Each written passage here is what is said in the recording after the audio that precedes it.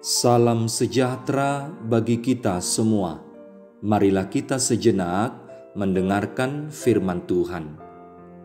Lalu berkatalah Yakub kepada seisi rumahnya dan kepada semua orang yang bersama-sama dengan dia, "Jauhkanlah dewa-dewa asing yang ada di tengah-tengah kamu. Tahirkanlah dirimu dan tukarlah pakaianmu." Kejadian 35 ayat 2. Menyembah berhala adalah perbuatan yang menentang kehendak Allah dan suatu kekejian di hadapannya. Karena itulah perintah untuk tidak menyembah kepada Allah lain atau berhala menjadi perintah yang paling utama dalam 10 hukum Tuhan. Tuhan berfirman, "Jangan ada padamu Allah lain di hadapanku. Jangan membuat bagimu patung yang menyerupai apapun yang ada di langit di atas, atau yang ada di bumi di bawah, atau yang ada di dalam air di bawah bumi. Jangan sujud menyembah kepadanya atau beribadah kepadanya, sebab Aku Tuhan Allahmu adalah Allah yang cemburu, yang membalaskan kesalahan bapa kepada anak-anaknya, kepada keturunan yang ketiga dan keempat dari orang-orang yang membenci Aku." Keluaran 20 ayat 3-5.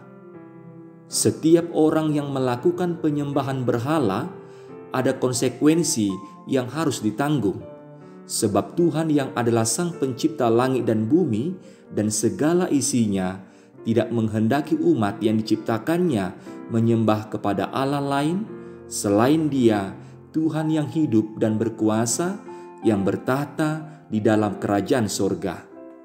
Demikianlah yang diproklamirkan Yakub kepada seisi rumahnya dan kepada semua orang yang bersama-sama dengan dia.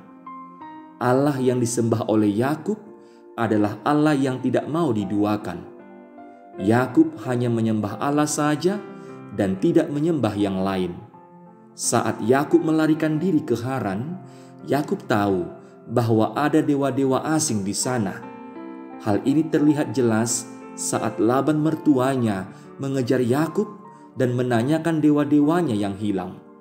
Oleh karena itu, Yakub meminta agar semua orang yang bersama-sama dengan dia menjauhkan diri dari dewa-dewa asing, menahirkan diri, dan menukar pakaian sebagai simbol dari tindakan menanggalkan semua hal yang najis dan berdosa. Saudara yang dikasihi Tuhan, bila diperhadapkan dengan dunia saat ini, ada banyak hal baik yang dapat diciptakan, dikembangkan untuk membantu kehidupan kita. Salah satunya adalah teknologi alat komunikasi. Namun tidak banyak orang yang mampu memandangnya dengan benar dan menggunakannya sesuai dengan fungsinya. Kita terkadang menjadikannya berhala dalam hidup kita. Oleh karena itu, biarlah kita memohon kepada Tuhan agar kita dimampukan untuk menjadi bijaksana dalam hidup.